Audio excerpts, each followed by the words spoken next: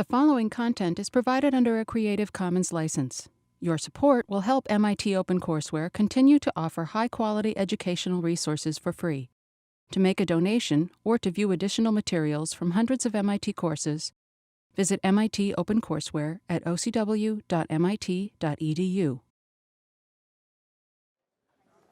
I'm excited because I'm going to get the chance to co-teach today with, I would say one of the students, but it's not really one of the students, but Larry Lessig is consented to join us in a few minutes. So I'm going to be breezing through a little faster than usual, and then we'll co-teach this. Blockchain and money, here we are. We're at smart contracts. Everybody seems to be coming back, which is a sign of your interest more than it is in my teaching. But I thank you for being here. We made it through the last 3 classes together on Bitcoin and the basics of that technology. And in one class, we're going to try to chew off a bit on smart contracts, both the technology side, a little bit on the markets, and then the law that Larry's going to take us through. And so, as I said, I want to start with a little administrative because we are on the 6th class. I'm going to review a bit about the projects very quickly. We're going to do smart contracts, the design, what design features. Yes, we're going to go back a little bit about hash functions and Merkle trees, but not too much. DApps, which are basically decentralized applications, and token sales. Larry's going to take us through legal issues, and then we'll sum it all up. So let me just real fast on the administrative side again. Class participation, 30%. That's why we're all here together. That means hopefully reading the assignments and participating. About half of you have participated, so I guess I'm going to go with a little bit more cold calling starting Thursday. I'm not going to do a bunch of it today because Larry and I are joining, so you can ease off. But really be conscious. If you haven't been participating, try to get in and join the conversation and discussion. The 2 individual write-ups, I think we have 7, but it's quite possible some of you have submitted already. It's just meant to be critical business reasoning. We are in a business school. To the extent you just summarize some readings, I'm sure we'll give you a pass on that, but that's not what I'm looking for. I'm really looking for critical reasoning and thinking from a business perspective of why does this matter? What are its strengths or its values in terms of business reasoning and critical reasoning? 1 by the 10th class, 1 by the 23rd. Always before class. What it likely means is we'll be getting most of these on the 8th, 9th, and 10th class. I know how that works and so forth. And that's okay. That's okay. But I'm just reminding you of that. In terms of the group research paper, again, Sabrina and Talita stood up a Google app. I think it's in Google, but where you can go in and team up in teams of 3 or 4. It's not required to do this by the 8th class next Tuesday, but I'm strongly suggesting it to figure out who your teams are and not sort of wait till the second half of the semester. And I'd like to encourage everybody to choose an area for your use case by midway. Again, you're not going to get graded if it takes you another class or 2 to figure it out, but I just think it's much better if you know your teams, you know what your use case will be. If it's not about finance, one group has already asked me if that's all right. I just want to know more detailed what it's going to be. I'm probably going to say yes, but it needs a little bit of pre-approval if it's outside of finance. So any questions about the requirements? I just wanted to. So the study questions today is smart contracts and basically how they compare to regular contracts and what are the tokens that are used within that ecosystem. And what are the platforms? In a very similar sense to the internet, we have the internet, and then above the internet you have, you might say, applications, Facebook and other applications. Well, this too has a series of platforms and then decentralized applications potentially on top of that. And basically a quick touch on decentralized applications. Later in the semester, we're going to take 2 sessions on initial coin offerings, and thus we're going to talk a lot about token economics. So this will be just the first taste test, and then we'll come back to it later. And then the readings, hopefully everybody read through smart contracts. I thought the Chamber of Digital Commerce, even though this is almost 2 years ago, this paper, was a very helpful sort of flavor for what folks in commerce are thinking and what developers were thinking. And I love that Nick Szabo sort of wrote the introduction to it. And it's interesting to see and question why is it that it's 2 years later and many of those use cases are still being discussed but haven't fully been adopted. And then the state of the DApps and then who are the competitors to Ethereum. See, don't you feel good? I haven't asked anybody a cold question yet. And then the optional readings. I don't know, did anybody actually go back? They're optional. Did anybody go back and read either Szabo's original piece from 20 years ago on smart contracts? So a few of you are kind of into that rabbit hole of blockchain and Ether. Brodish, what did you think of, it's 20 years ago he wrote this thing on, Nick Szabo wrote this thing. Actually, I spent more time on the Ethereum white paper. All right, so what did you think about the Ethereum white paper? Yeah, I think it's pretty great. It gave me a very good overview of the overall potential of the platform. So yeah. And what's interesting is even if you didn't do it for the class and you find yourself more and more interested in this over the next couple of months or even later, going back and reading the Ethereum white paper, it's not highly technical in the first, 10 or 15 pages. It really gives a history of Bitcoin. It talks about distributed applications, and largely written at the time by a 19-year-old as well. So it's a remarkable thing. And then one of Larry's colleague, or maybe it's 2 of them, but Filippi paper as well on the regulatory issues. So let me talk a little bit about smart contracts and lay a groundwork before Larry gives us the law. A smart contract is a set of promises specified in a digital form.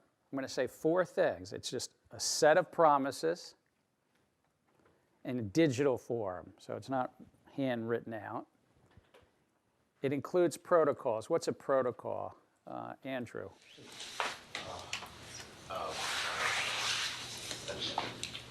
Standard operating procedure. Standard operating procedure.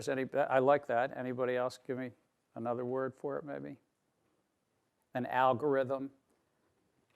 So a set of promises in digital form, but it can include math, basically, if you wish. Or standard operating procedures, if-then statements, and so forth. And it's the parties then perform against these promises. And guess what? Nick Szabo wrote that in 1996. And I thought it was still probably the best definition of smart contract. He coined the phrase 22 years ago. He might actually be Satoshi Nakamoto. 3 of the tables in here, you all voted that it was Nick Szabo. So I thought that's kind of the best definition if you got to just kind of a root, Now, I would also say, however, that smart contracts may not be so smart. A lot of people have come to be calling them dumb contracts. They're just algorithms that perform a function. So don't think of them as artificial intelligence. That's another class provided next semester by Simon Johnson. Think of them almost as just dumb contracts. And in a sense, they're mechanizing what might otherwise be done amongst and between humans. And smart contracts may or may not be really contracts, and that's why Larry's going to speak to it. So I just remember, even though Nick Szabo calls it smart contracts, they may not be smart and they may not be contracts. So a little bit about the technical features. remember our three ways we did this. What are the big technical features that we studied? I'm sorry to do this. Anton, what are the 3 big buckets? Remember, we took 3 classes and 3 buckets of information. It's going to be one of the 3. Cryptography. Cryptography, great. You got 1. 2 other people will give me the others. So cryptography, guess what? Bitcoin and Ethereum all have the same cryptography. It's not identical, but for the purposes of design features, it has cryptographic hashes, timestamps, block headers, Merkle trees, though Ethereum has more than 1 Merkle tree and Bitcoin has 1. And it has digital signatures and addresses. So everything we talked about 3 lectures ago about cryptography, both forms of blockchains. Anybody want to give me what our second bucket was, Giacomo? Decentralization. Decentralization. What else did we talk about, Ilan? Consensus. Consensus. So again, decentralized network consensus. Ethereum actually uses proof of work, even though there's some talk that Ether will move to proof of stake, but it's currently proof of work. There's a native currency. It's ETH or ETH or ETH or Ether instead of Bitcoin, and it has a network. The third thing that we talked about? Alpha. Transaction format. So transaction format. So we talked about transactions and script. Well, guess what? Ethereum does not have a transaction script or a UTXO.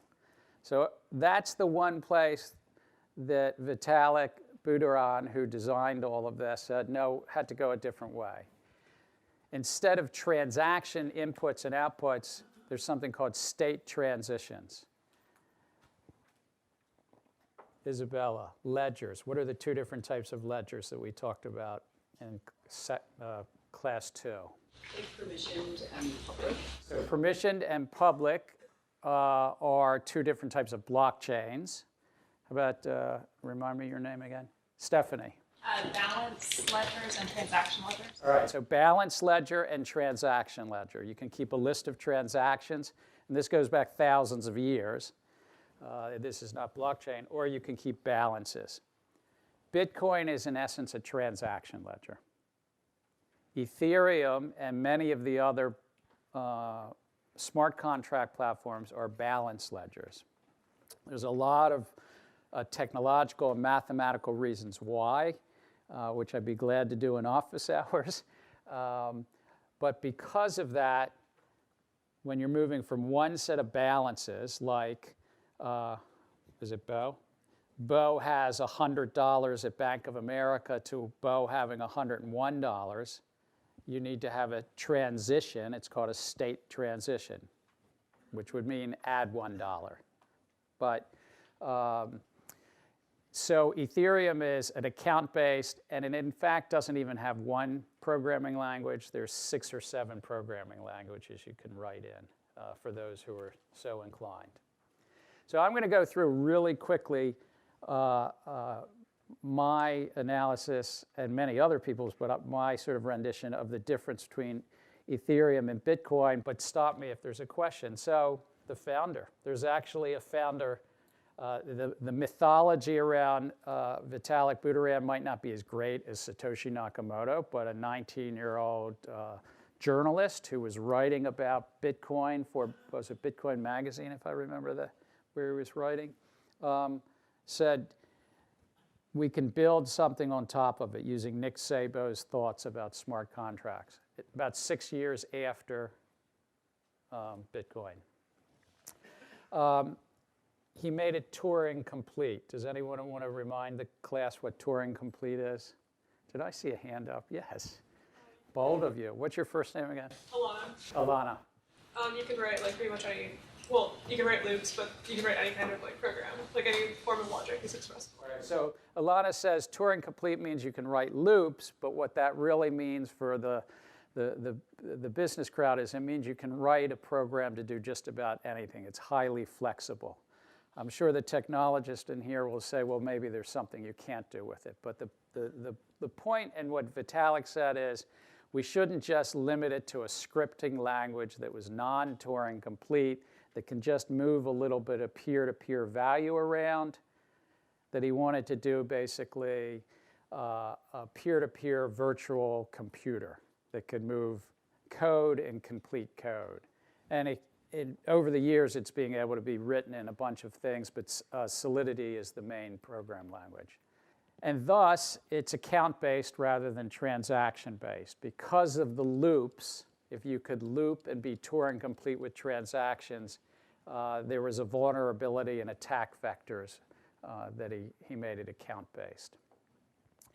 The transactions are stored in Merkle keys, but guess what? If you were really interested and wanted to learn everything about Ethereum, there's at least 4 key Merkle trees that get summarized up into the block headers.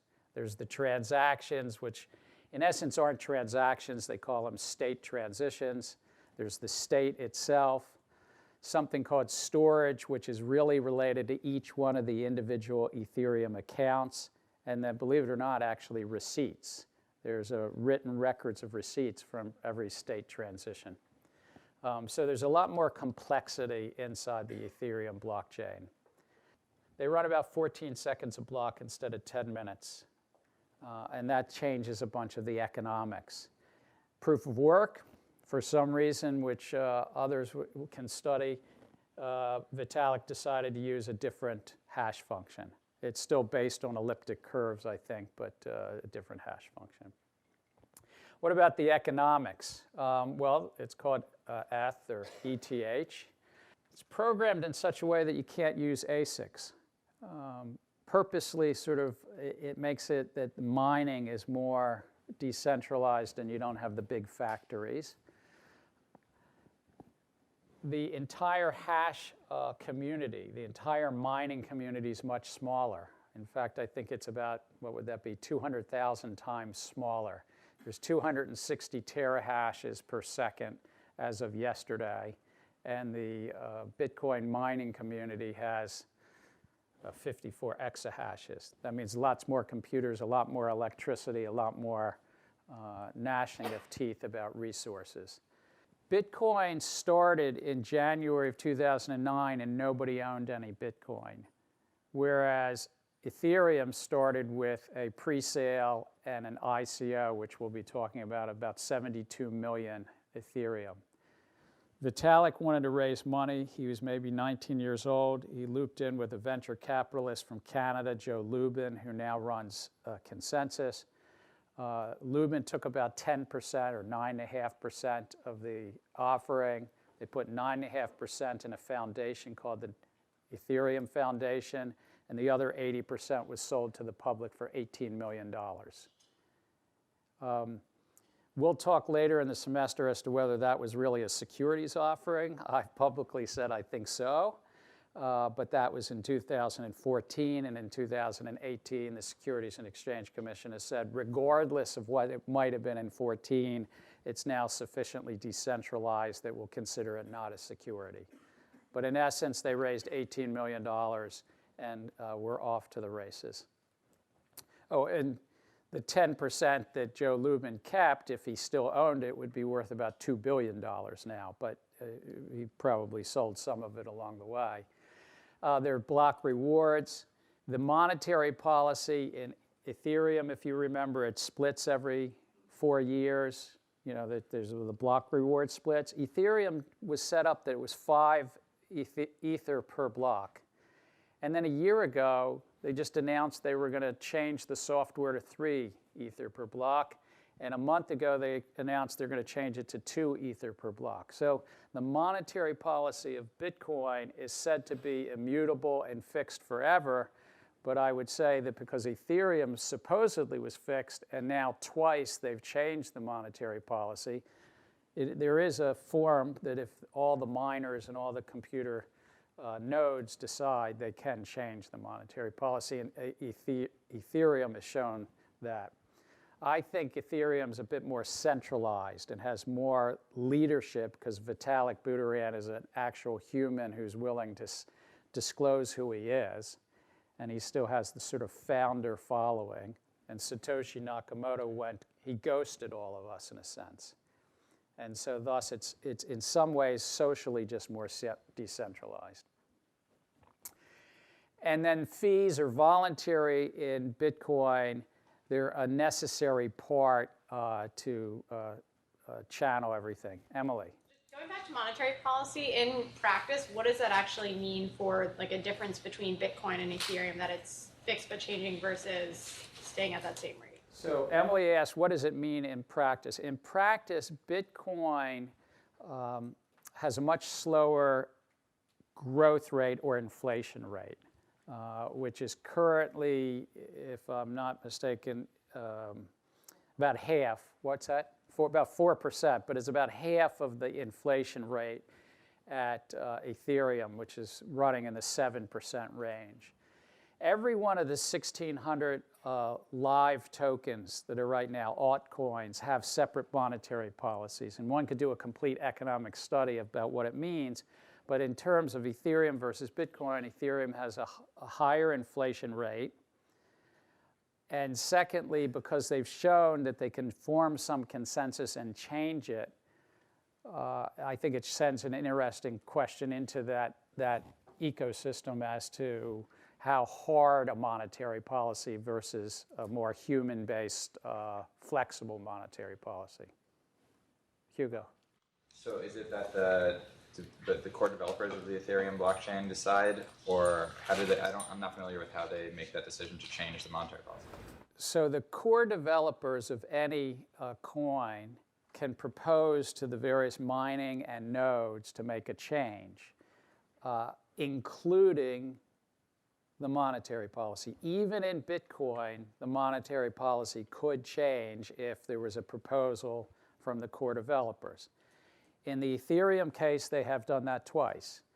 The core development of Ethereum is highly concentrated around the Ethereum Foundation. Consensus, the company that Joe Lubin runs, has some normative social standing in the community as well. But it's been part of proposals. And in reading the proposals, it goes back to Emily's question, the core developers have said we should bring down the inflation rate. Like there's an active advocacy to bring down the inflation rate. So you vote by updating your node software, or? Yes, in essence, and it could lead to a hard fork, I believe. So that's the background. Let me just talk about the platforms. We know about Ethereum. We've just chatted about it. Its actual current market value is $22 billion. While we're not going to spend a lot of time in this class this semester about market values, I thought it would give you a sense of how people think about it. The other 5 that you did some reading about, EOS, whose market value is about $5 billion, is so new because they just finished an initial coin offering in July, and they just went live in July, but they raised $4.2 billion. So my estimate, my prediction is EOS is going to be real and going to be around. They've taken $1 billion of that $4.2 billion and set up a Kickstarter sort of venture firm, literally so that they could maybe support some of you. You could be knocking on the EOS venture firm's door and saying, fund me, I've got a great idea. And they'd have one condition amongst others, you'd have to use EOS as the platform. So, you know, it's a self-reinforcing business model. NEO is the other big one that I'd mention, which was started 2 years ago out of China. A lot of people think with the backing of the Chinese government, even if not officially, certainly with the verbal and help of there. Some people think of it as the Ethereum of China, but it does use a different proof of work. And those are the main ones. Ethereum Classic is there because there was a hard fork off of Ethereum after the DAO circumstance. Any quick questions about the platforms? And NEO and EOS are thought to be a little bit higher throughput and faster because of the different proof of work that each of them have. So maybe they're more scalable than Ethereum long term. Consensus. What's that? Neither of them need to work, it's just different. So Hugo is pointing out that neither one truly use, NEO and EOS truly use decentralized proof of work. They use a delegated Byzantine fault tolerance. This was from the reading. We're not going to spend time on it, but there was 12 use cases that the Digital Chamber of Commerce came up with, and we're going to study most of these, not all of these, later in the semester. Please tell me, Sean. So from the growth perspective across different platforms, do you support multi-programming language platforms as opposed to single language programming platform? Which one do you think has more potential? The question is do multi-language platforms have more potential or less than single language platforms? I haven't done a real study. My gut tells me that there's some trade-offs. A multi-language platform probably allows for more development of apps, just like on the internet, if you can have more app development. Though if you have only one single language, you might have fewer vulnerabilities either to attack or coming down. So there's probably some trade-offs. I'm more into democratizing capital markets, so probably my biases would be to the ones that have multi-language potential, but I can't say for sure whether they'll necessarily win because there are some trade-offs, if that helps. So we'll take a view of all of these later in the semester, but what's interesting is none of them have yet taken off.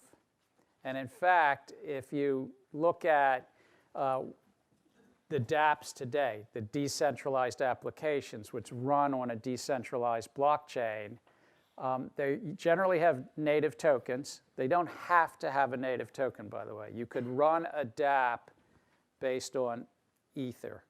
You could run a DApp on the underlying token, but they almost always have their own native token. This is a list that I pulled off the internet yesterday, similar to your reading. These are the actual DApps that are working the highest. Gaming, gambling, exchanges, and finance.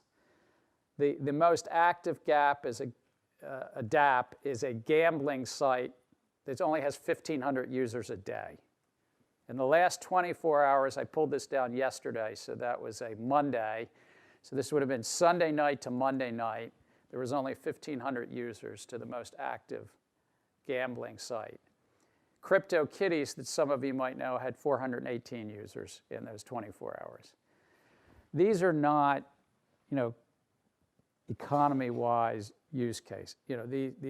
You would see numbers that were hundreds of thousands, or if it's like Facebook, there's 2 billion members, and probably in any 24 hours, there's 500 million to 1 billion people that check in on Facebook. So these are pretty limited at this stage. But it has led to something called initial coin offerings, which we're going to study a bunch later in the semester.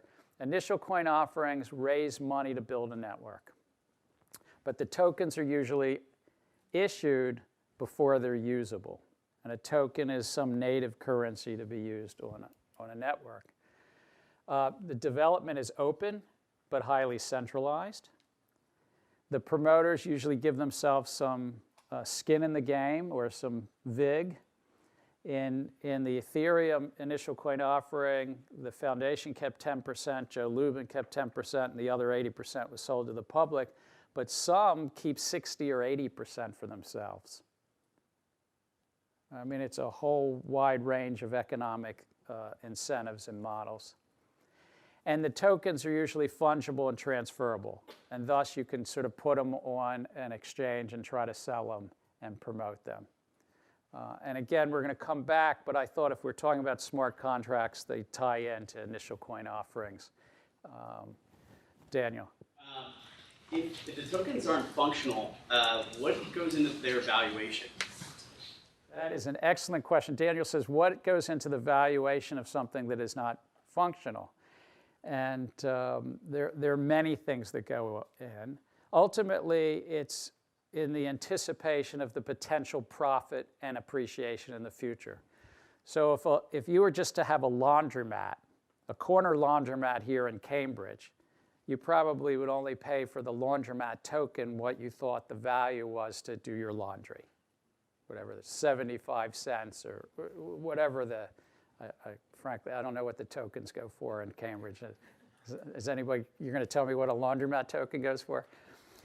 But if it's pre-functional and the laundromat has not been built yet, and you have confidence it will be built, you'll probably discount back. You might pay 50 cents instead of the 75 cents ultimately. If you think it's going to be a really popular laundromat and it's going to be the place to be seen by all MIT students, and you think that token might one day be worth $5, then you're starting to speculate on the community's interest. So these tokens, if you really believe in them, you're trying to pay for what others will pay for them in the future, and the economic equilibrium would be discounted. So thus, you're buying it because you think they'll appreciate in value. Couldn't you make an argument sort of following like numismatics, how people assign some aesthetic value to physical coins? So too, you could have a impulse beyond speculation. Okay, and your first name is? Isaac. Isaac says that maybe there could be a numismatic or other value to it. It's possible. I mean, certainly CryptoKitties caught into the whole collectibles wave. Let me try to wrap up so that I can hand it off to Larry. So there's been $28 billion raised per one website, Elementus. Others that track it think it's only between 20 and 25 billion. There are no official arithmetic and no official records, but the $28 billion raised in initial coin offerings, this is a kind of a neat video that I just took the last slide of from Elementus. You can watch it in a minute and a half, and over the years. It's geographically dispersed, with blue being Oceania, Australia, and so forth, green being Asia, North America being orange. But the biggest ones, EOS raised $4.2 billion, Telegram $1.7 billion, and the like. These are not small figures. There's been 4,500, at least 4,500 proposed initial coin offerings. Many of them didn't raise any money, but over 2,000 to 3,000 have raised money. I'm going to use the 3,000 figure. Less than half of them are even live today. About 50, there's one study that shows that 59% fail within the first 9 months. There are other studies that say between 1/4 and 3/4 are scams. Christian Catalini here has a study, which I think is probably the most valid and reliable, which says 25% are scams or frauds. Status has one that says 80% might be. You said 59% fail. Can you talk more about what failure means here? Does that mean it just goes to zero, or there's like a technological deficiency, or? Can I hold that until later when we're going to dig into these in the class? But broad definition of fail. So it's not just technology. It means that you can't even find the website anymore. They took your money and they ran, or they still have a website, but it's not live. It doesn't seem like there's a development team any longer. So multiple definitions of failure. So that brings us to legal issues. And as Larry brings up his computer, let me just introduce our guest lecturer, Larry Lessig, who's an esteemed Harvard professor of law. He was at Stanford. He started something called the Center for Internet and Society. You clerked for Justice Scalia. So you must have some real views on what's going on this week then. And the incredible appellate court judge Posner. And Larry also, his first of, what have you up to, 9 or 10 books now? Something, I don't know. But his first was Code in the Law that I referenced in our first lecture. Larry's going to take it away. Okay, great. So I'm really happy to be able to say that I've taught business school students at MIT. I mean, I'm a tech wannabe, but have never been allowed to be officially here. So this is exciting. But what I want to do is really address what I've experienced as misperceptions about the nature of the law as it might interact with the issues around digital contracts. So I teach contracts. Contract law is one of the subjects which I've taught since I started teaching. And so I want to frame 4 points for you about how to think about contract law as it relates to these potential digital contracts. But the first thing to do is just to make sure we understand we're all talking about the same thing. Okay, so here's what the core of contract law teaches us contracts are. Contract is a promise or performance given in exchange for a promise or performance. The given in exchange for is really critical. That's the quid pro quo that's sometimes referred to as the consideration for the promise. But notice here, this is mapping out 4 different possibilities. You can have a promise in exchange for a promise. I promise to pay you $10,000 if you promise to sing an opera for me tomorrow. Or it can be a promise for a performance. I promise to pay you, Andy, $5 if you sing a song for us now. So it's the performance I want. I don't want a promise from him because we know what Andy's promises are worth. Or it could be a performance for a promise. I'll sing if you promise to pay me after I'm done. Or the really interesting one for our purposes is a performance for a performance. I'll sing if you pay me $5,000. I didn't want a promise from you because I don't trust you. You're business school students, right? So I just want the money, but I'm not promising to do anything. I'm actually going to do something for you. Now, that's the one that we're going to think about in the context of digital contracts. And there, oh, I'm sorry, let me just fix one thing here. Actually, I was going to make 3 points, but then I decided I was going to make 4, so let me fix that. 4 points about contracts. So the first point about contracts is to think about this case. All right, here's it's not quite digital, but it's a physical contract machine, in the sense that it's a performance for a performance. If you drop a dime into this machine, then out will come Dr. Pepper or something else. Okay, so there's no promises involved. And we understand there's a mechanism that's to produce this result. And obviously, these have been here for a long time. And these mechanisms provide real value because to the extent you don't have to hire somebody to stand there handing out Dr. Peppers, you can lower the cost of delivering Dr. Peppers and increase the market for Dr. Peppers. So this is the motivation. Lower the transaction cost of engaging in a particular kind of contract, which is performance for performance. Now, when you look at that contract, you should ask yourself, what are the terms of this contract? Right, so some of them are expressed, and they're pretty obvious. So this says 10 cents. It says, if you pay 10 cents, you will get the Dr. Pepper. Or that's what you kind of expect. There's a great cartoon I couldn't find where you come to a machine and says, deposit 50 cents, deposits 50 cents, and the light comes on. It says, thank you very much. Right, so you think you know what this contract is, but that joke is to evince that maybe you don't know what that contract is. But the express terms of the one we expect go with the statement, the machine. But then there's a whole bunch of implied terms. So one implied term, if this machine is in the United States, is that when you take the Dr. Pepper out and you drink it, it's actually going to be safe to drink. It's actually going to be Dr. Pepper. It's actually not going to make you sick. And none of that is written on the Dr. Pepper machine. That's instead a term, a contract term, that gets created by the law and gets imposed or wrapped around the delivery of that drink. Okay, that's the first point. The second point then is to think more about what these implied terms imply. Because if these implied terms are implied by a legal system, then that means the legal system has an interest in your contract. The legal system is not disinterested in your contract. So we should always think that a contract is going to have 2 parties. We call them the promisor and the promisee, even though I've told you we've had contracts that can be performance. The performancor isn't really a word, but let's just say promisor and promisee.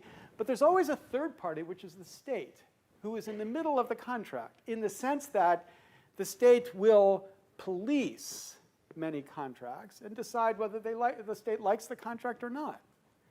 And if the state doesn't like the contract, then the state won't enforce the contract, or the state might actually punish you because of the contract. So for example, the state cares about the kinds of contracts. You can have contracts for the sale of tables. You can't have contracts for the sale of people, though you can sell dogs for reasons I can't understand. But the point is, we are deciding which type of things can be sold and which kind of things can't be sold. The state cares about the effect of the contract. If the contract is to render your corporation vulnerable to bankruptcy, the state might have an interest in deciding whether that contract will be enforced or not, or whether it will be allowed or not, whether it's permissible under bankruptcy laws to engage in that contract because of the risk that it's going to create. The state's going to care about the terms of the contract. So if you're selling your labor in a state with a minimum wage law, the state's going to care. Does the term that specifies your wage equal or exceed the minimum wage? And the state's going to obviously care. The most important thing for the state is whether and how the state taxes the transaction of the contract. So when does it tax the transaction of the contract? Does it, what is the event that's going to manifest it? And of course, the contract can try to play with that to sort of deal with whether it will be taxed, and the state will care about how the contract deals with it. Okay, so the point is to fight against the first real bias that especially let's say tech people, and maybe business tech people, bring to the idea of contract law, which is that contracts are not about the state, they're about private parties. That's not true. They're about private parties and the state. And the state is always going to be there. Now, so if I say to you, so I'm trying to sell my parents' house, I can't sell it. So if I say to you, I'll offer you $10,000 to anyone who will burn down my parents' house, you're trying to accept that contract? Let me, you're raising your hand. So you're trying to accept, I want to say officially it's a joke, so nobody gets any uncertainty about this. Now you're going to ask a question, because I didn't want you to accept. Because if you accepted my offer, then that's it, I'm stuck. So now it's clear it's not really an offer, and I can ask you a question. So you said contracts cannot be between two parties. They have to be between two parties in the state. No, I'm saying, so let me say it more clearly. Contracts always have the state present. So it's always between two parties, or three parties, or four. So you and I enter into a contract, not this one, but another one. But the state is in the room and deciding whether the state's, the state's going to allow the contract to happen. So most contracts the state doesn't care about. But some contracts the state's going to say, hell no, we're not going to allow it, like this one. If you didn't get that notice it was a joke and you thought I was serious and you burned down my parents' house so that we could get the insurance and not have to worry about selling the house, and then you came to me and you said, okay, pay the $10,000, and I said it was an obvious joke, and you went to a court and you said, force Lessig to pay the $10,000, the court would say, this is an illegal contract. I'm not going to enforce this contract. So my point is the state, in a certain sense, is the censor of this contract. The state is in the room when we make this contract, and the state's judgment about it will decide whether we enforce it or not. Is that clearer? So you're not saying the state has to be there? I'm not saying the state is technically signing the document, but I'm getting you to recognize the fact that the contract is valuable to the extent it's enforceable, and the state is the essential agent in enforcement in the real world that we're thinking about. Right, so I guess that's my question really, because it seems like nowadays we can have contracts where the enforcer is not the state. Like I can put a contract out there that says, hey, if you can factor this number and give me the prime factors of it, I'll give you 10 Ether. Yeah, and what I started with when I was showing you this picture was to say, actually, that's been true for a while, right? So in what sense is the state here? Well, the state is here if, when you put the dime in and you get the drink out and the drink doesn't have Dr. Pepper, but it has gasoline in it, the state would come in and say, oh, you've breached the implied term that said that this was safe to consume. So the state is in this contract too. And so what I'm trying to lead to, I'll get to the place where we say, is there ever a place where the state is not there, which is what I think your blockchain-like invocation is. So that's a question we're going to get to in a second. Here's another contract. we'll offer you $50,000 to lobby Congress to pass H.R. 102. This contract looks pretty normal to us. You can imagine lobbyists have a contract like this all the time. In fact, in the middle of the 19th century, the Supreme Court ruled this contract was an illegal contract. You weren't allowed to hire people to lobby Congress, right? So again, the background norm of what is appropriate or not for the contract controlled what type of contracting was allowed. Okay, so that's about the type of contracts, but then think about the terms of contract. And so I want to get you to recognize the way in which the terms that the law wants a contract to have can be defeated or not by technology. And the way I'm going to get you to think about that is to think about not contract law, but something that will create the intuitions I want you to have. Think about copyright law. Everybody knows copyright law, right, I hope? You know something about copyright law? So copyright law is a basic contract with the state, where the state says, if you create something, then you're going to get an exclusive right to it, or exclusive rights, a set of rights. So the exclusive right to copy it, exclusive right to sell it, exclusive right to make derivative works of it. For a period of time, and in America right now, that's your life plus 70 years, subject to fair use, meaning the law says you can't control every use of my copyrighted work. If you want to take a book of mine and quote a section and write a review that says, see how idiotic Lessig is, you can do that. And I can't wrap the book in a contract that says you're not allowed to quote it for purposes of criticizing it. I'm just not allowed to do that. So copyright law kind of imagined this bundle of rights that it was offering. But now imagine something called DRM, Digital Rights Management. Okay, so DRM is a set of code that we can wrap copyrighted material in the process of making it available to others across networks and whatever else. It's pretty trivial to see the way DRM could, in effect, destroy the limitations on the term. You know, you can wrap it, encrypt it, make it so that my ability to control it will be my ability to control it, you know, conceivably as long as machines are running. You know, if it's a Microsoft-based system, 4 years later, it won't be workable. But the point is, in principle, it could be forever. Same thing with fair use. You can imagine it being wrapped in a way that disables the capacity to engage in fair use. I was astonished. You know, I make tons of presentations all the time where I need to capture video. And I was astonished to discover that the latest round of this operating system basically makes it incredibly difficult to rip video for the purpose of capturing even 2 seconds of it. So if you have a video program that is capturing your screen, this operating system will now disable it for any period of time that you're trying to capture the screen. Like, they've built the technology so that now there is no capacity, technical capacity, to engage in fair use of copyrighted material on the Apple platform. Now, you might say, why should they be allowed to do that? If the law intended that the contract give you the free use of fair use, why should they be allowed to do that? But that's the battle that's been going on about DRM ever since the beginning of the internet, beginning of copyright work on the internet. So my point is to get you to realize the way the code becomes part of the law of this contract. And you have to ask yourself the question whether that law is respecting the law of the sovereign, the law of the jurisdiction. So when Apple and Disney get together and they sell this technology and they sell movies across the iTunes platform that make it practically impossible, you know, there's not even code. I mean, if you go out there and you look, you can find everybody who says, yeah, with this version, nobody's yet found a way to break it. Okay, so right now we're in a world where right now it's not possible for me to capture 3 seconds to put into a presentation. And the issue that raises is, to what extent is that consistent with copyright law if the technology now disables you from doing exactly what copyright law wants? So this is the trade-off to think about. The relationship between the policy that the law wants and the policy of the technology.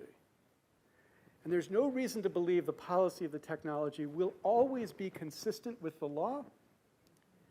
And to the extent it's not consistent with the law, it challenges the law. It says to the law, okay, come out and get me.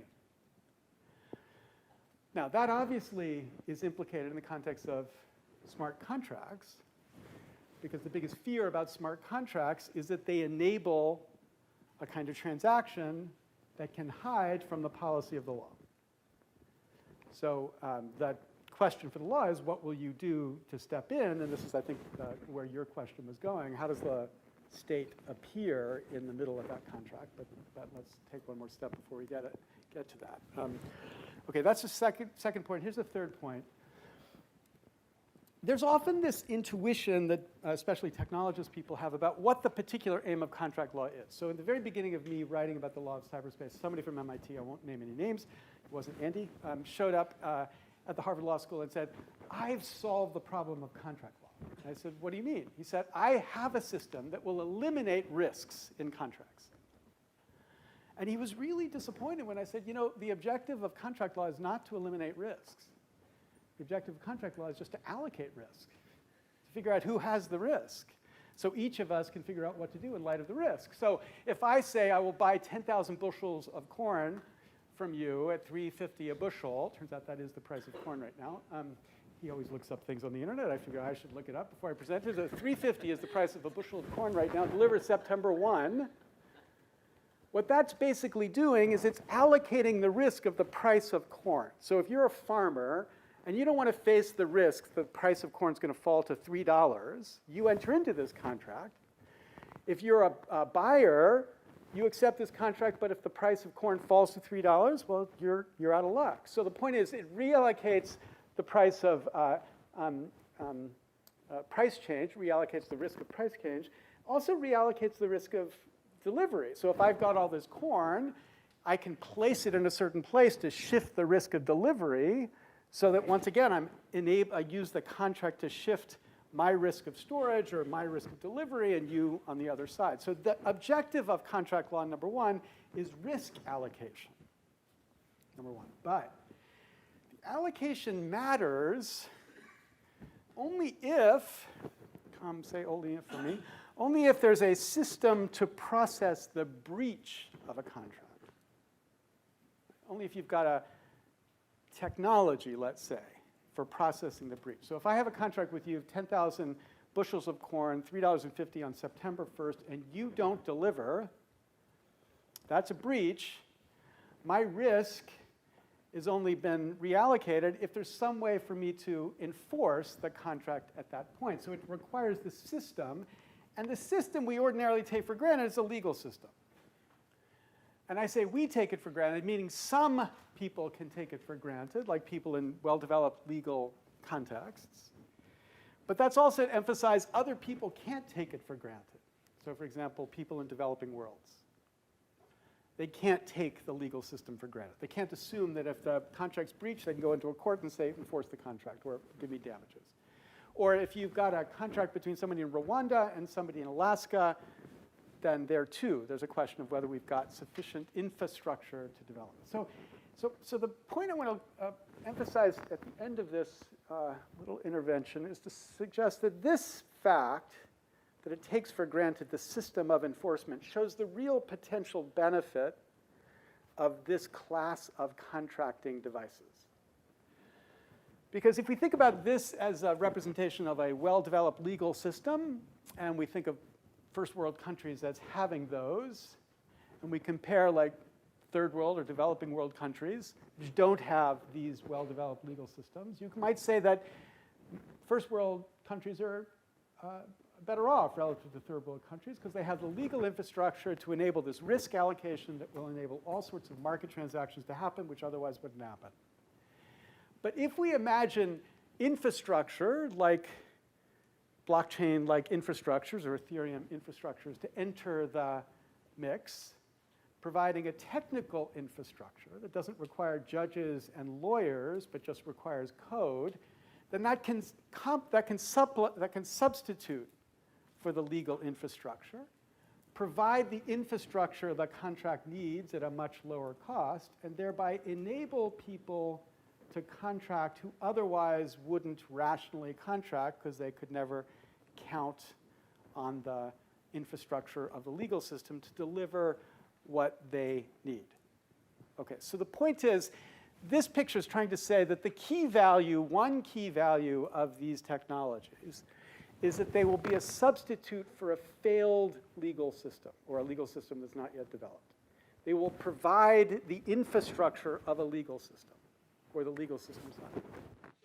How can they really do anything? Because you can't make that contract with, I will pay you $3.5 per bushel on September 1st in Ethereum, because you're making a statement about the real world. The Ethereum blockchain cannot verify that I gave you the bushels. Okay, so I've got 2 slides to get to your example. Okay. There's ways to do it, but they're very risky, I should say. But you know. Right, but let's bracket it for just, I think it's, I'm not sure if it's 2, but it's n slides. But you know, n is less than 100, I promise. So just hold 1 second, okay? So if you say that one function here is to substitute for a failed legal system, that suggests that the other key opportunity here is to enable contracts where the transaction costs right now are otherwise too high. So this is a key opportunity to think of places where if you can lower the transaction costs of the contract, you will enable a contract which otherwise can't exist right now. So I'm on a scientific board for an insurance company. The insurance company, so I was meeting the president last week, and he was all excited about a new product which they were investing in, which was going to provide flight delay insurance. And this product was going to be completely blockchain driven. And it would, this is what I'm trying to get to your point, it would trigger payment in a completely automatic way based on the information that's being reported from the n different sites that are reporting information about flights. So I buy the contract. It says if my flight's delayed more than an hour, I get paid $200. And automatically, as he put it, it's a no-touch product, by which he meant no human needs to touch this product for this contract to be enabled. It's a kind of product that never would have been available before because the transaction costs of engaging it were way too high. But now that we've lowered the transaction cost and have an infrastructure of trust, which is what the blockchain is providing here, there's a huge market that now is available for a contract that otherwise just wasn't there before. Now that market depends on making a couple assumptions. You're not saying that there's 100% certainty that everything in that market is working the way it's supposed to work. But the point is you don't need 100% certainty. For the vast majority of these kinds of contracts, if it gets it wrong every once in a while, that's good enough for government work or good enough for airplane work. And so that's going to be sufficient to enable the market, recognizing that even in the legal system market, guess what? It doesn't always get it right either, or it doesn't always enforce the contract well either. In fact, the costs are much, much higher to fail in the legal system. Okay, so 2 kinds of transaction costs. One, system transaction costs, suggests that where you have less developed legal systems, the blockchain is going to provide a real opportunity because you're going to lower the transaction costs for those systems. And the other is just contract transaction costs. There'll be a huge explosion of markets where right now the contract transaction costs are so high, and we can lower them and thereby enable a certain kind of transaction that otherwise wouldn't be there. Okay, final point I want to make. The other thing technologists always love to say is the great thing we will do when we do contracts, technologists, is they'll solve the clarity problem. Every term will be perfectly clear. Because you write those contracts out, and there's all sorts of ambiguity and vagueness, and it's a total mess. But when we've coded all of our contracts, our smart contracts, then we'll have perfect certainty for every single outcome, and that will be great. And the point I want to suggest to you is that often obscurity is a real value. Obscurity is what you want. Because here's a way to see it. So imagine this is a decision tree, and it's really small because I just stole it from the internet, and it doesn't have anything to do really with what I'm talking about here. But imagine a really complicated decision tree like this, which is to represent all the possible things that could happen with our deal. So I want to buy the house, but what happens if the house gets hit by a meteor? Or what happens if you go bankrupt? All of these possible outcomes. And in principle, we could say we should be negotiating every one of these blue dots. We should be saying, what happens if this happens? OK, then this is what you get, and this is what I get. What happens if that happens? What you get? OK, so imagine this blue dot here has a 0.002% chance of happening. So you know the chance of that happening is practically 0. And so what's the reasonable amount of time you should spend negotiating that term? 0. Right? Especially because this term is something he's really worked up about, and you could never come to an agreement about that term. It would be ridiculous that the whole contract fall apart because of this 0.002% possibility. So what contracts do all the time is they create these fuzzy or vague or ambiguous places as a gamble. It's like, OK, we'll go forward. We're going to just gamble that this 0.002% outcome won't happen. Most of the time, in fact, you can work out how often it doesn't happen, right? So most of the time, that'll be just fine. And if it turns out to happen, then what we'll do is ask somebody, namely a judge, to figure that term out. We'll say, what should that term be interpreted as? It was ambiguous, so what should the answer be? And the judge will look at it, and the judge will say, well, it's fair that you win, or he wins. So the point is, there are many times when you ask the question, should you negotiate a term ex ante? And the answer to that question is no. And in those contexts, an ambiguity is a way to negotiate it ex post, meaning after the fact, ex post, by using the court. So as we think about these digital smart contracts, this is why smart contracts are referred to as dumb contracts. They're smart contracts for the equivalent of dropping a dime in and getting a Dr. Pepper, the sorts of things where the possibilities are really small and narrow, or like my CEO was really excited, is your plane late? Yes, I get $50. No, I don't. Things where it's relatively clear. But there's a really important conceptual question about what happens when we're trying to use them for the kinds of contracts where what we want is ambiguity. Because if the very terms of deployment, the platform, demand specifying all of the outcomes in this tree, then you're basically saying, well, there's a whole bunch of contracts you're just not going to be able to have in this space because the cost of specifying that tree will be higher than the benefit of those contracts. So it's a weird sense in which, on the one hand, I've said to you that this technology can lower the transaction costs of contracts. But for this kind of contract, it can actually increase the transaction costs of contracts. Because for this kind of contract, if it reveals the ambiguities we need to negotiate about, and those negotiated ambiguities are just too costly for us to negotiate, then it's going to block us from having that contract. If it forces us to see the 0.002%, you and I have to come to terms on it. And we don't yet have a good way to fake ambiguity. I mean, the legal system fakes ambiguity because we just say, oh, yeah, we didn't see that. They saw it. They knew it when they wrote the contract, but they don't have to admit they knew it. But the code has to admit it knows there's an ambiguity. And that's a hard thing to self-consciously admit. OK, so I've given you 4 ideas. Happy to take questions or abuse. Usually I get abuse from business school students, but OK.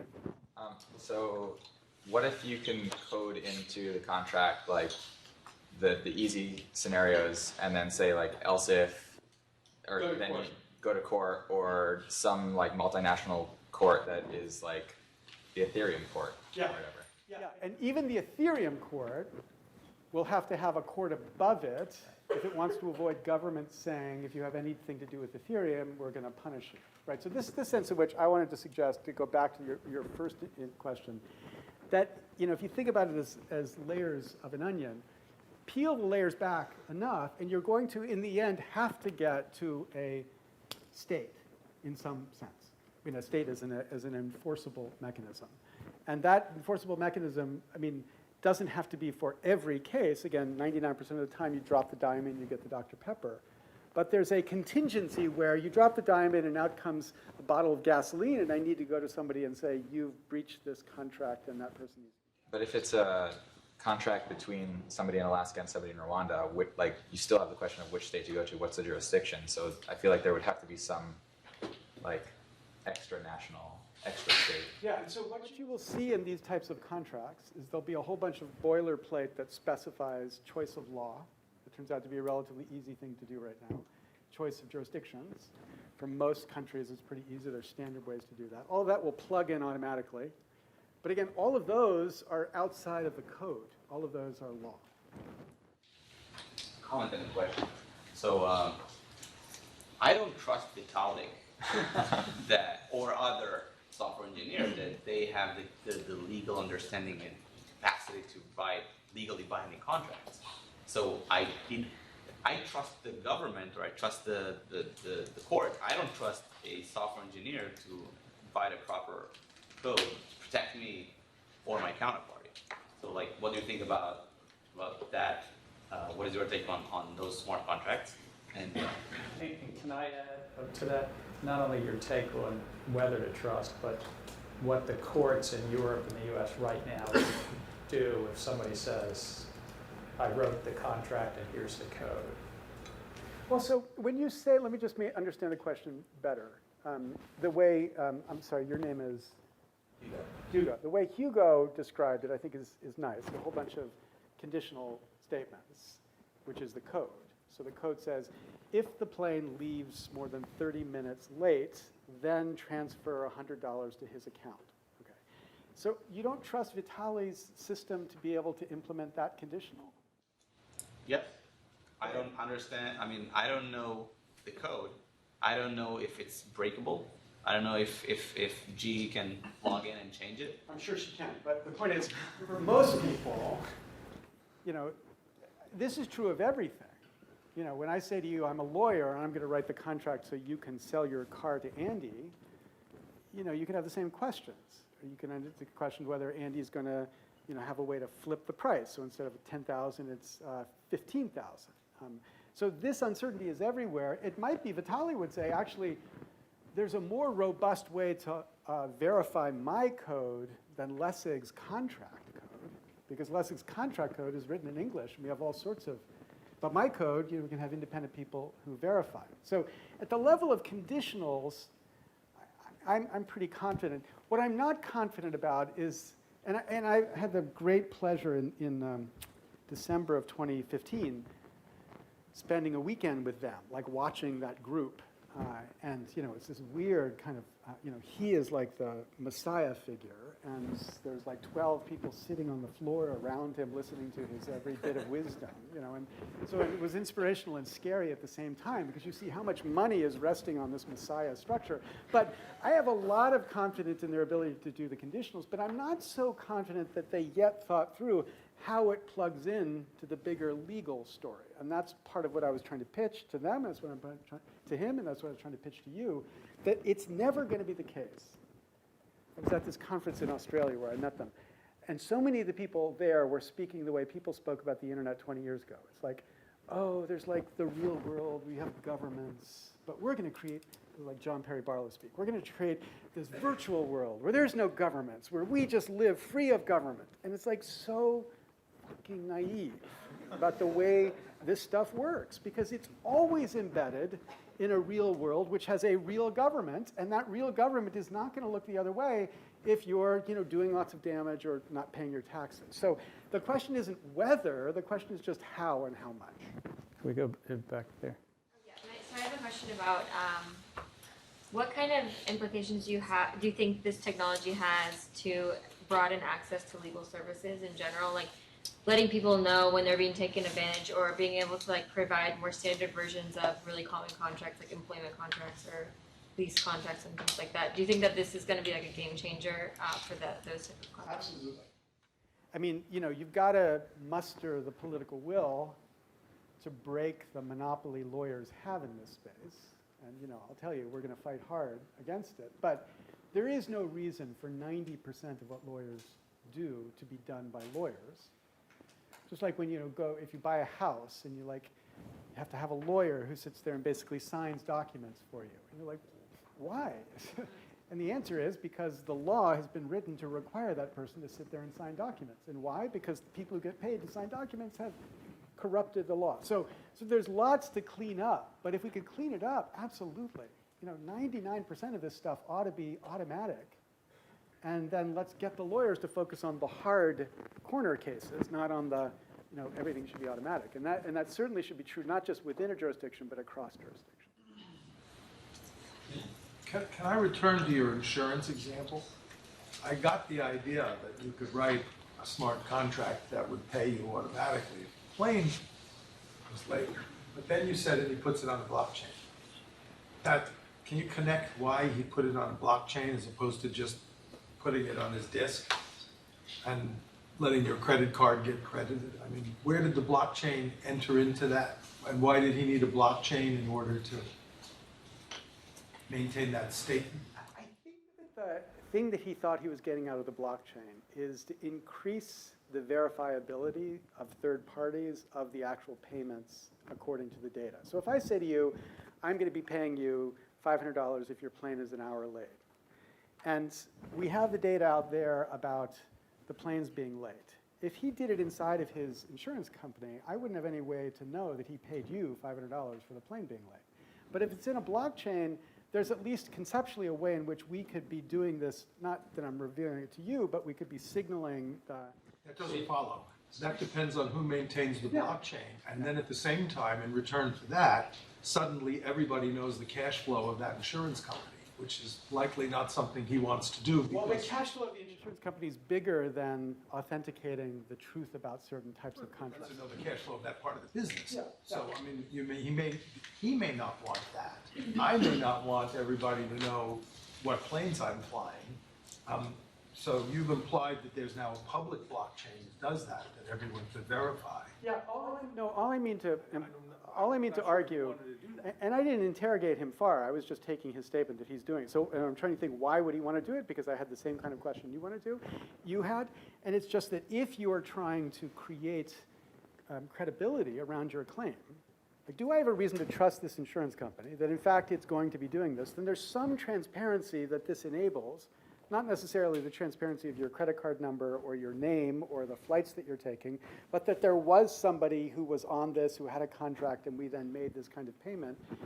That would be a potential value that he has. Now, if there's no value from that, then you're right. The overhead of the blockchain, or public or private or whatever, is too high, and you just could do it inside. And for certain companies, like, if you went to a credible insurance company, the credible insurance company, you probably trust that credible insurance company. But again, if you're a not credible insurance company, if you're a startup, and you are out there in the market and you're saying, give me your money and I'll pay you if the plane's late, people are going to say, why should I trust you? And you're like, well, here. You don't really have to trust me. Here's the data, here's the evidence in a more credible way than if I just published a report on my website that I'm doing what I say I'm doing. Let's try to... Escrow the $500. Andy, let's try to get a couple more questions, but my hunch is that it's probably a permission rather than permissionless blockchain, and it may be the insurance company wants to ride on the buzz of blockchain. But it's possible also that he thinks that there'll be more trust. The consumers will trust it if it's called a blockchain. So but you didn't interview. You can pick who you want to. Right here. So proof of performance, could this whole smart contract solve it? So for instance, some countries would receive, and I was talking to Leonardo about it in Cargill, in his company. They deliver wheat to some countries, and the proof of performance is always delayed, and hence it becomes a credit issue. So could smart contracts solve something like that? Yeah, if you had an alternative way to credibly represent a fact, and again, this is kind of connected to Andy's point, like what is this, and is there an alternative way, and is this the alternative way? Then you lower the transaction cost of that kind of contract. Because I'm going to trust the contracting process more if I'm confident that in fact, the fact that I'm not late doesn't penalize me, or you don't penalize me claiming I'm late. So to the extent you lower the cost of verifying facts in the world, you increase the opportunity for certain contracts to happen who otherwise wouldn't happen. And that's the only trade-off that I'm trying to emphasize by emphasizing the transaction cost part of these contracts. You had a contract here. You had a question here? Oh, yeah. Well, I was just saying maybe one of the benefits of applying blockchain here would be not for one-off transactions, but for the insurance company perhaps to have an aggregate thousands of transactions where they've shown performance and they can use this for commercial reasons to show that, yes, people get paid when they purchase our insurance and to give credibility to their particular product. Yeah, you would frame that as it would have to be that would be a value it was providing. Otherwise, to be Andy's point, there would be no reason to adopt this. But To go on the back right. I don't remember your name. Kyle. So with, I guess, easier access to these kind of like derivative contracts, do you foresee a world where there's a lot more leverage in sort of any type of market outside of financial markets, and do you foresee this creating kind of a risk in that way? Well, I mean, this is your expertise, right? Because, I mean, we already saw in the derivatives market the fact that the choice by policymakers was to allow it to be an invisible market and not to regulate that market, created all sorts of risks that, you know, sensible people might think shouldn't have been there. And I think the same potential is here, which is, again, to come back to the point, don't expect there not to be government here. I mean, you know, to the extent people realize this risk and don't have as much political corrupting power as Wall Street did in our system, you should expect governments to. I would say yes. Even on Bitcoin, you can create something called discrete log contracts to do contracts for differences or derivatives. But with smart contracts, you can put a lot of leverage into the system and transactions can move quickly. So I think the state will have an interest, particularly if it grows. We probably only have time for 2 more questions, and I'm still wondering, how do courts currently look at these as a matter of law? In the late 1990s, I was honored to work with Senator John McCain on something which became the e-signature law. I was just playing point for the U.S. Department of Treasury. It was really John McCain's law Congress was doing. But I'm wondering how the courts today would see these contracts. Is it like, do we need something like an e-signature law to have code accepted beyond what e-signature accepted? No, I think the e-signature infrastructure is going to be 99% of what the system needs. You mean that which I worked on 20 years ago? You solved 99% of the problem. Little did I know. Here too. Yeah, I mean, because that's why I wanted to wrap this around the idea of a soda pop machine, right? So it's like, it's nothing new in some sense. Contract law has always dealt with machines that are delivering on obligations. It's just a more sophisticated set of proofs you're going to have to make in the court, but it's the same underlying law. One more question? I mean, just, we're at MIT, we're supposed to end 5 minutes early. Oh, okay. I don't know what you do at Harvard. I don't remember, yeah. It's Harvard law, you know. Yeah, right here. I have a little bit of the opposite question from Elan, which is a lot of the contracts you're talking about, simple contracts, right? You've got individuals on one side, you've got large companies like your insurance company on the other. The insurance company can, in fact, go through the entire decision tree and decide what every term is in their favor. And the law deals with that all the time. But here you have another problem, which is now it's going to be opaque. It's going to be written in computer code. But how are the judges going to deal with that? Now it's language that is going to be even tougher to deal with that problem. Great question. And the answer is, so this is actually another version of your question. The answer to that is nobody knows right now. And so this issue gets raised in a lot of parallel contexts. For example, there's a Supreme Court justice from California who's doing a lot of work about the question of black boxes that predict whether you are likely to commit a crime again. So like if you're convicted of crime, the question is whether you're going to have parole. The parole process is supposed to decide your likelihood of committing a crime. So these companies have built these black boxes where you spit in every bit of data and it comes out and says, yes, you're a criminal, or no, you're not.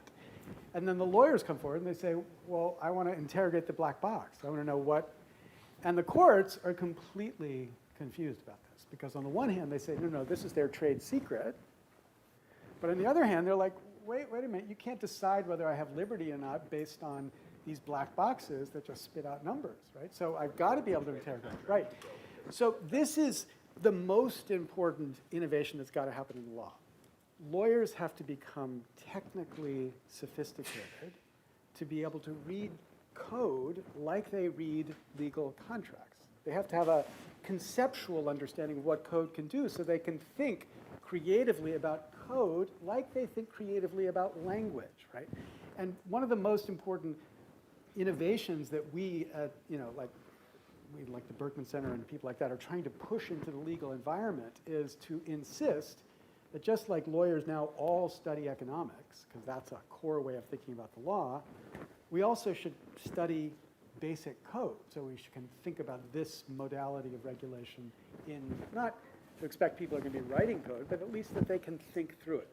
So I completely agree. That's a fudge space that I didn't talk about at all, but I think it's a really important problem, thinking about whether the legal system is going to be able to deal with it. Because if none of the lawyers understand it, let me just end with one story about that. So when I first started doing this work, talking about code and I went to Paris 20 years ago and I gave a speech to some lawyer group, and I sat down after the speech, and the chairman of this legal group sat down next to me, and I introduced myself, and he stood up and he grabbed my card and he crushed it and he threw it to the ground, and he said, "I am not a technician."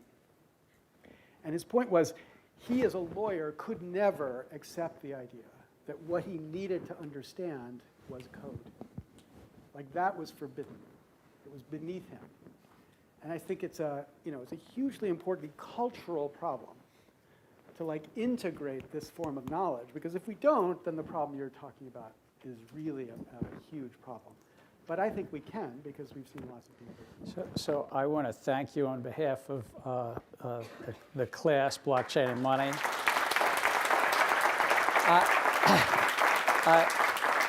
I also want to say you're much better than Christopher Lloyd. And if anybody wants to know the joke, watch that West Wing episode that Christopher Lloyd plays Professor Lawrence Lessig. So thank you. See you on Thursday.